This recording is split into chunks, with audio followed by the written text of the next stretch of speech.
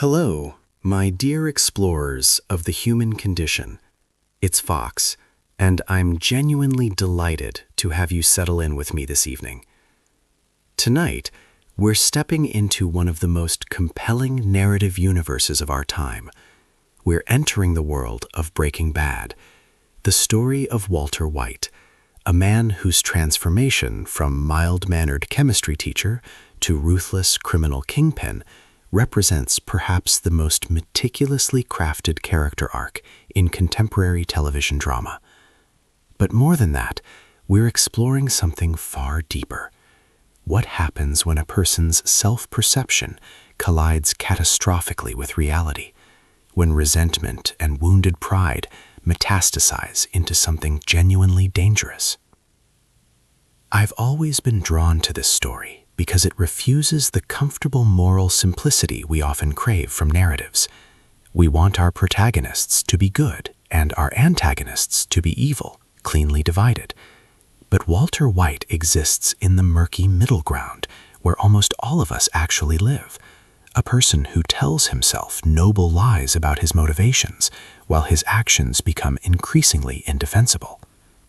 What's brilliant is watching the audience's own moral reckoning mirror Walter's self-deception. We find ourselves rooting for him, sympathizing with him, and then suddenly realizing we've been complicit in justifying genuinely terrible choices. That's the mark of exceptional storytelling. Vince Gilligan, who created and show-ran Breaking Bad, crafted something remarkable. A modern tragedy that echoes the structure of classical drama, the protagonist's fatal flaw driving him inexorably toward his own destruction, but set it in the contemporary American Southwest, in meth labs and car washes and modest suburban homes. What makes it work is the precision of the writing. Every detail matters. Every scene builds towards something.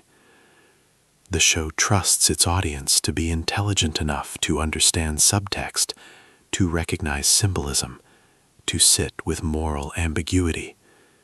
It's storytelling that respects your intelligence and your capacity to be unsettled. The series ran for 5 seasons, from 2008 to 2013.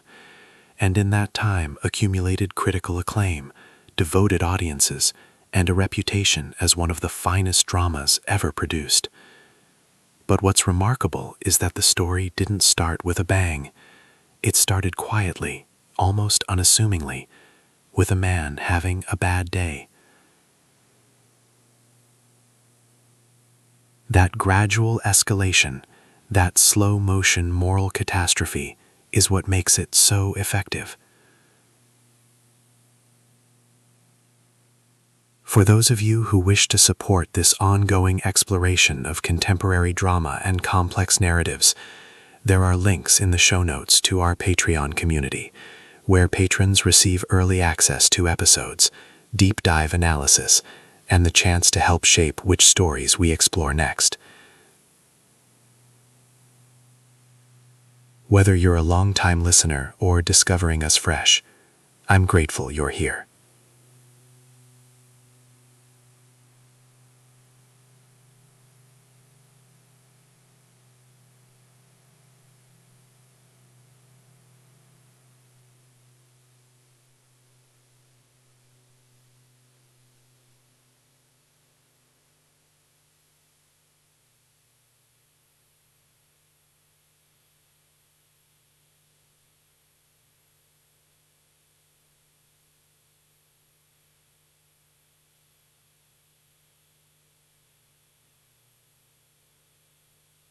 The episode opens quietly. We're in the desert. Raw, empty landscape under a merciless sun. A Winnebago sits stranded on the cracked earth, surrounded by nothing. Inside, we find ourselves in an industrial setting, a meth lab. Chemicals, equipment, the apparatus of an operation. Two figures in the darkness, their faces obscured. One of them speaks, and we recognize, with a start, the voice of WalterWhite. But Walter transformed. Desperate.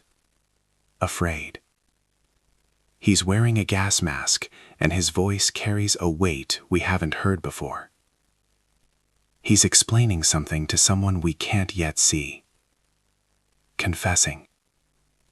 The camera pulls back, and we realize Walter is making a video. An apology. A confession. A final testament. But then the scene shatters, the camera cuts, and we're somewhere else entirely. We're in a high school classroom in Albuquerque. The sun streams through the windows. A chemistry class is in session, and we meet WalterWhite in his natural state, a dedicated teacher, middle-aged, wearing glasses, standing before a blackboard covered in chemical equations. His voice is the same, but the tone is entirely different. Measured, professorial, patient. He's explaining the chemistry of everyday objects, making it relatable and interesting for his students.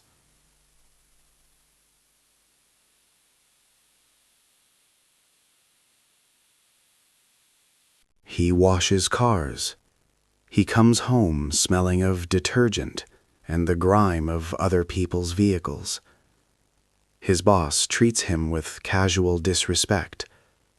This is his life.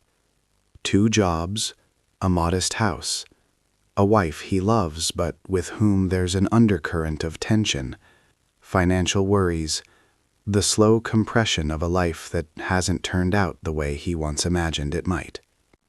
Then comes the moment that changes everything. Walter goes to his doctor, and he receives a diagnosis: lung cancer, stage 3, inoperable. The doctor explains his prognosis with the kind of gentle professionalism doctors develop, clear enough that Walter understands the gravity, but delivered with a compassionate tone that acknowledges the enormity of what he's being told. Walter listens. He absorbs the information. He asks practical questions. And in that moment, something shifts in him. He's 50 years old. He has a pregnant wife. He has health insurance through the school, but cancer treatment is expensive, and he's acutely aware that his family will be left with medical debt, with expenses, with nothing to show for his life's work. He spent 50 years being responsible, doing the right thing, playing by the rules. And it's led to this: a death sentence, financial ruin, a legacy of struggle for his family. The scene where Walter tells his family is presented with emotional restraint. He doesn't make a big announcement. He simply tells them, and the information settles over them like a weight. His wife processes it. His teenage son, who has cerebral palsy, processes it. And we see Walter watching their reactions, understanding with sudden clarity that his death is going to hurt them in ways that extend far beyond grief. That same day, Walter happens to see a news report. A local drug operation has been busted, and the camera pans across the arrested individuals being escorted out of a building. And there among them is Jesse Pinkman, a former student of Walter's. Jesse, who Walter remembers from years ago as a talented student who went off the rails, who got involved in drugs, who represented everything that Walter's careful, controlled life has avoided. This moment is crucial, because in Walter's mind a thought begins to form, an idea, a possibility. Walter drives to a location where he can observe drug dealers operating. He watches with the eye of a scientist, calculating, analytical, understanding chemically how these operations work, how they could be optimized, how superior chemistry could create a superior product. His mind, which has spent years teaching high school students about the periodic table, begins to calculate the possibilities. He tracks down Jesse Pinkman and approaches him with a proposition. He wants to cook methamphetamine, high-purity methamphetamine. He wants Jesse to help him distribute it, and he wants to split the profits 50-50. Jesse's reaction is complex. He's skeptical, amused, disbelieving. His old chemistry teacher wants to cook meth? It's absurd. And yet, as Walter explains his reasoning, his chemical knowledge, his understanding of how to create a superior product, the money they could make, Jesse begins to consider it. The logic is sound. The potential is real. But Walter hasn't been entirely truthful about his motivations. He frames it as financial necessity, as a way to secure his family's future. And that's true as far as it goes. But there's something else underneath, a resentment, a sense of wasted potential, a fury at a life that demanded he be smaller than his talents. He's not just trying to provide for his family, he's trying to prove something, to himself most of all. The pilot episode ends with Walter and Jesse in the desert, in that Winnebago we saw at the beginning their first cook. Walter has calculated everything. He understands the chemistry. He has a plan. As they begin to work, there's an intensity to Walter's focus, a kind of awakening. For the first time in years, he's doing something that engages him completely, that demands his full intelligence and attention. He's not phoning it in. He's not compromising. He's being fully himself. But they're interrupted. A drug dealer they've offended shows up, and suddenly the situation becomes violent. Walter is forced to make a choice. He has to act. And in that moment, we see something in him shift. The careful, controlled man reveals that he's capable of ruthlessness. He's capable of doing what needs to be done. As the episode concludes, we return to that video we saw at the beginning, Walter's confession in the desert, his farewell message. We still don't know exactly what circumstances have led him there, but we now understand that this moment, this first decision to cook meth, is the beginning of a chain of consequences that will eventually lead him to that desperate place. The genius of this opening is that it doesn't present Walter as a villain or a hero. It presents him as a man at a crossroads, a man whose life has been defined by compromise and restraint, who is now facing his mortality and grappling with the question, what will I do with the time I have left? The answer he chooses, to break bad, to abandon his careful life and enter the criminal underworld, is terrible and understandable in equal measure. As we move forward from this pilot into the seasons that follow, we'll watch Walter's transformation deepen and accelerate. We'll see the lies compound. We'll watch him justify increasingly terrible choices with increasingly convoluted reasoning. We'll see the people around him, his wife, his son, his brother-in-law, Jesse, his enemies, all caught in the gravitational pull of his descent.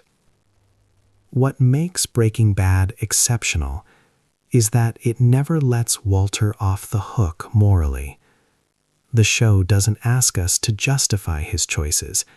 It asks us to understand how someone can justify them to themselves, and it forces us to recognize the terrible consequences of that self-deception.